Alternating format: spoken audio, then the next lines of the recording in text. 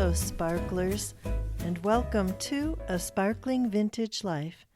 I'm your host, Jennifer Leo, and it is July 16th, 2019 as I record this. This is a quick mini-sode. I'm calling it episode 18 and a half, about the role of good manners in society. This may be a slightly more serious topic today than I normally talk about, but a couple of distressing things have happened lately in the news.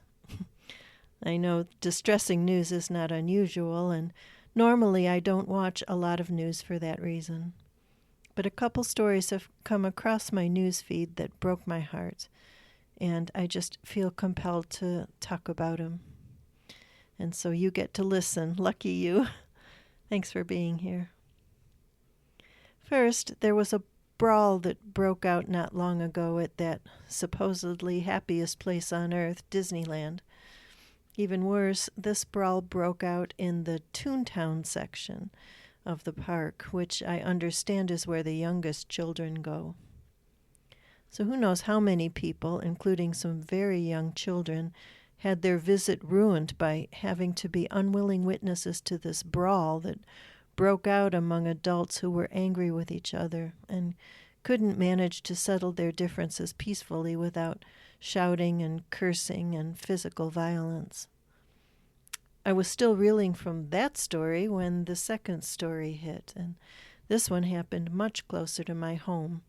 It happened in a small town quite near to me where two teenage girls allegedly beat a third teenage girl.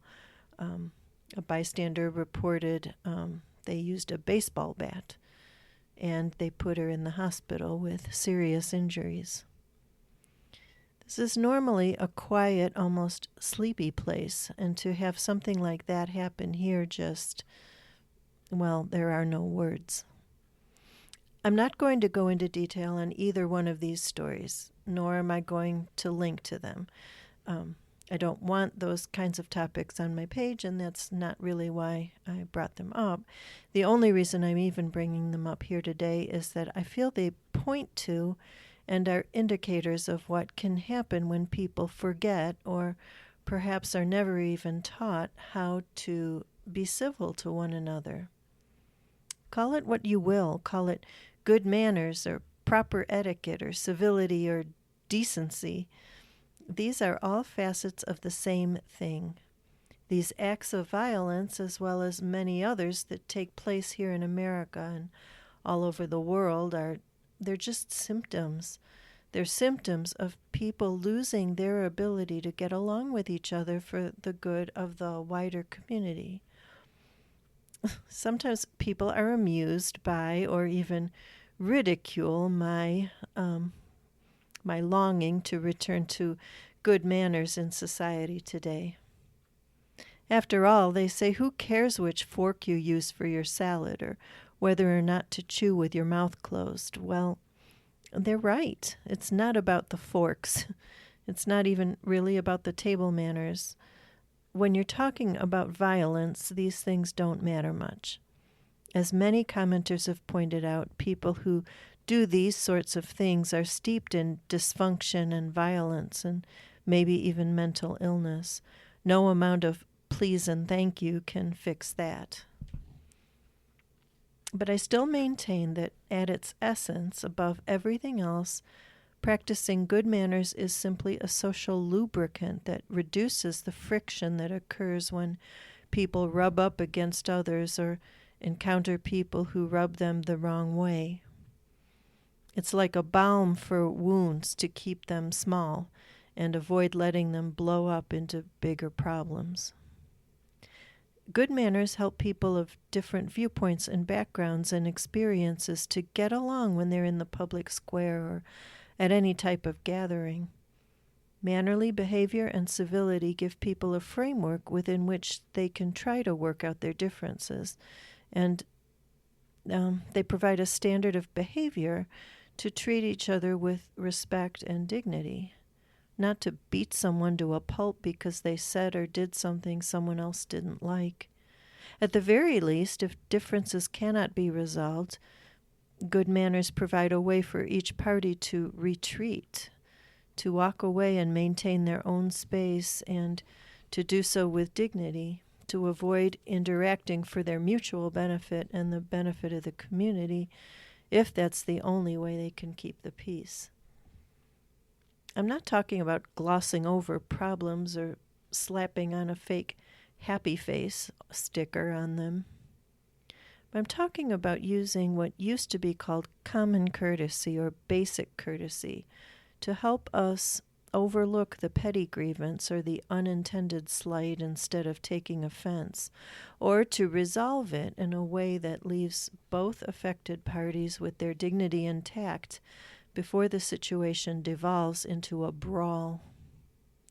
Civility also assures that others don't get drawn into the don't get drawn into the disagreement, either as unwilling witnesses, like those innocent tourists trying to enjoy a day at Disneyland, or even those who are not initially involved in the conflict but whose emotions are ginned up to the point where they end up taking sides in the fight.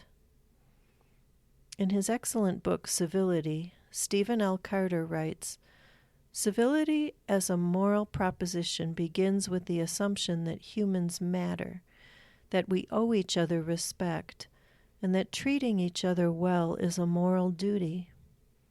Civility is so understood often requires us to put aside our own interests and desires for the benefit of others, which, as the ancient philosopher Erasmus understood, is what civilization is all about. In short, civility teaches us to discipline our desires for the sake of others. In other words, it's the golden rule to treat others as we would want to be treated, to love one another and love our neighbors as ourselves." How many conflicts, from disputes within a family to road rage to the kinds of news stories I was talking about earlier, how many of those incidents could be avoided altogether if we would just treat each other with kindness and respect? No, I'm not naive enough to think that a few charm school lessons are going to solve the deeply rooted problems of violence and incivility in our world. But I'm not going to sit idly by either. I'm going to do my part to restore dignity and grace to the extent that I can within my sphere of influence, one person at a time. Won't you join me? Perhaps on a future episode I will address in more detail how to deal with feelings of anger or other problems that could lead to violence, but don't have to if they're nipped in the bud. But in the meantime, this let me at least get some thoughts out of my head and into your ears. Thanks for listening, and tune in again next time when we'll discuss another and most likely more cheerful aspect of a sparkling vintage life.